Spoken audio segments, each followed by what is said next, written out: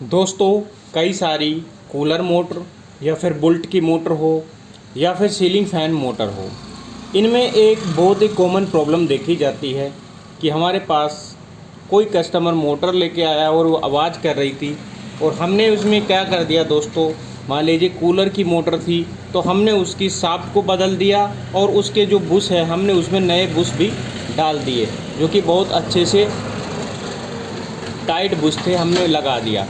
उसके बाद भी मोटर जो है उसकी आवाज़ मिटी नहीं है। हमने दोनों बुश और शाफ्ट को बदल दिया, फिर भी उसकी आवाज़ नहीं मिटती है। ठीक है। या फिर कोई बुल्ट की मोटर आती है, बुल्ट कूलर की मोटर जो होती है, मिनी कूलर जिसको हम बोलते हैं, उसके भी हमने बुश शाफ्ट को हमने चेंज कर दिया, उसके बाद भी उसकी वॉइस जो है नहीं गई है, आवाज़ कर रहा है।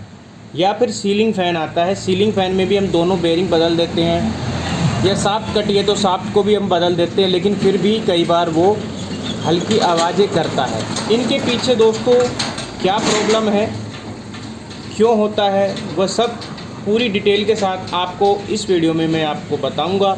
जो भी नए भाई हैं उन लोगों को ये प्रॉब्लम आती है, जो सीख रहे हैं उन लोगों के लिए ये वीडियो है।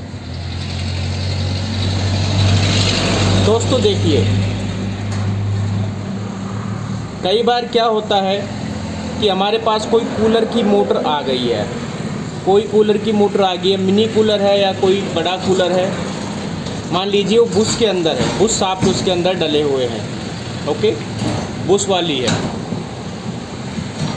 तो हमने क्या कर दिया कि हमने उसको देखा कि आवाज़ कर रहा है, हमने बोल दिया कि बुश कटे हुए हैं, शाफ्ट भी बदलेगी, और हमने उनको बिना चेक करे हुए ऐसे ही उसको निकाल के पटक दिया, बुश को और शाफ्ट को निकाल के पटक दिया और बदल दिया, चेंज कर दिया दोस्तों। लेकिन नए डालने पर भी वही प्रॉब्लम हो रही है। उसमें होता क्या है दोस्तों, कई बार होता क्या है कि हमारी जो मोटर होती है कूलर की, जब हम उसकी वाइंडिंग करते हैं, वाइंडिंग करने से पहले उनके जो तार होती है, पुरानी जो स्क्रैप होती है, जब हम उनको निकालते हैं तो कई बार वो चिपकी रह जाती हैं और हम झटके से निकालते हैं तो ये जो पत्तियां हैं ना, ये पत्तियां आप देख रहे हैं, ये ऊपर की तरफ निकल आती हैं। अब ये पत्तियां ऊपर की तरफ ऐसे निकल आएंगी, कोई एक पत्ती निकल गई है तो वो फिर क्या होगा कि रोटर जो होगा, रोटर से वो टच होंगी। आप कितने ही अच्छे बुश क्यों ना डाल लो, कितनी अच्छी शाफ्ट क्यों ना डाल लो, फिर भी वो रोटर से टच होगी ही होगी। ऐसी कंडीशन में कूलर बाद में भी आवाज़ करने लगता है। वो कहीं एक जो पत्ती निकली हुई है दोस्तों, वही पत्ती बार बार टच होती है, बाकी ओके चल रहा है, बाकी कोई दिक्कत नहीं है, लेकिन जो पत्ती है वो बार बार रोटर से टच होंगी। लेकिन जब आप हाथ से घुमाएंगे तो वो टच नहीं होंगी, लेकिन जब आप वोल्टेज देंगे तो वो टच होगी। इसके पीछे रीज़न ये होता है दोस्तों कि जब हाथ से घुमाते हैं तो कोई मैग्नेट फील्ड बन नहीं रही होता है, लेकिन जब भी आप इसमें वोल्टेज देते हैं तो रोटर के साथ इसके साथ मैग्नेट फील्ड बनता है, जो कि रोटर इसके बीच में चलता है, तो ये पत्तियाँ उसको खींचती है एक साइड।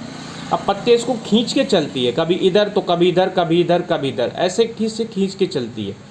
तो ऐसी कंडीशन में क्या होगा, जिस साइड वो पत्ती निकली है उस साइड वो फिर टच होगा, जबकि हाथ से घुमाने पे आपको कोई आवाज़ नहीं आएगी, लेकिन जब वोल्टेज देंगे तब वो दिक्कत प्रॉब्लम फेस होगा।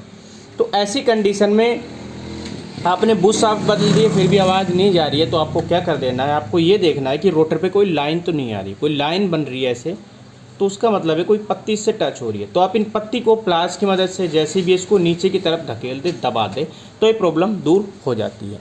दूसरा तरीका ये है दोस्तों कि आप पत्ती आपको नहीं दिख रहा है, कोई पत्ती समझ में नहीं आ रहा है, तो आप ये जो रोटर होता है इसको खराद की दुकान पर ले जा करके वहाँ पे इसको थोड़ा थोड़ा घिसवा सकते हैं। वो इसको सेट करके जो है धीरे धीरे मशीन से घिस देते हैं, जिसकी वजह से ये प्रॉब्लम दोस्तों आपकी दूर हो जाती है।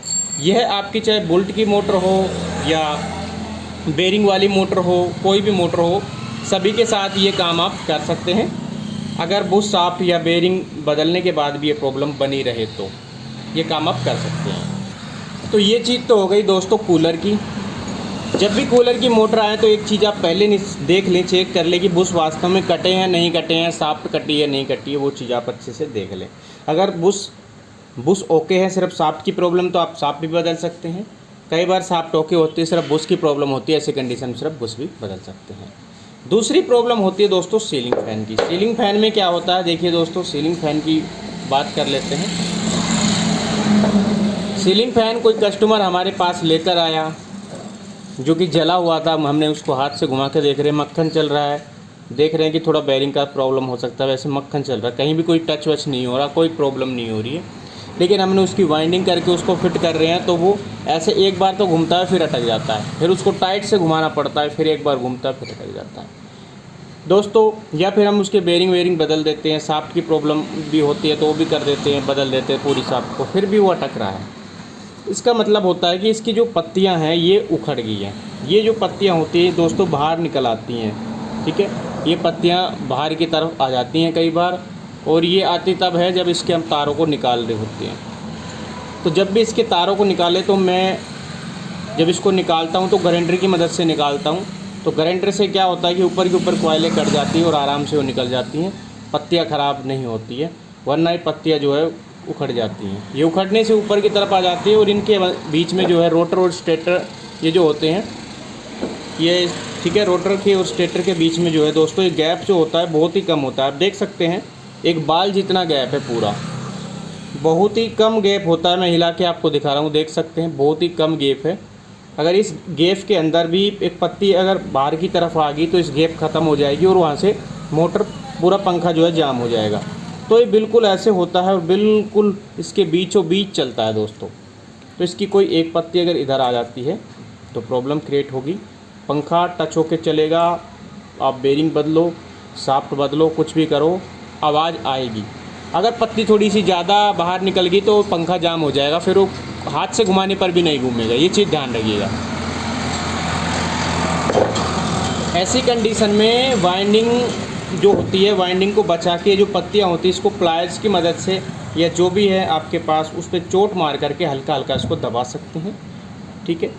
एक काम और कर सकते हैं, ये जो रोटर है वैसे ये काम करना बहुत कम चाहिए, कम, अगर बिल्कुल ही पंखा जाम हो, ठीक है, तभी ये करना चाहिए।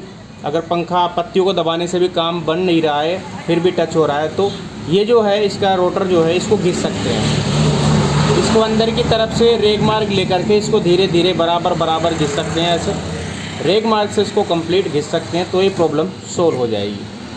तो आज की वीडियो में आप लोगों को बस यही जानकारी देना चाहता था कि जो नए भाई हैं उनके साथ ये प्रॉब्लम फेस होती है, तो यही कारण होता है। और ये वीडियो आपको पसंद आई हो प्लीज़ दोस्तों, प्लीज़ इसको वीडियो को शेयर ज़रूर कर देना, ताकि बाकी भाइयों को भी प्रॉब्लम आती है तो उनको भी सॉल्यूशन मिल सके। प्रैक्टिकल वीडियो हमने काफ़ी सारी डाल रखी है। तो कारण यही होता है कि हम बुश शाफ्ट बेरिंग वगैरह बदल लेते हैं, है ना, सब कुछ ओके कर देते, फिर भी ये टचिंग की प्रॉब्लम है या जो आवाज़ की प्रॉब्लम है इसी के कारण होती है। तो आपको ये चीज़ देखनी चाहिए। फिर मिलेंगे दोस्तों किसी अन्य वीडियो के साथ। जय हिंद, जय भारत, वंदे मातरम, जय श्री राम।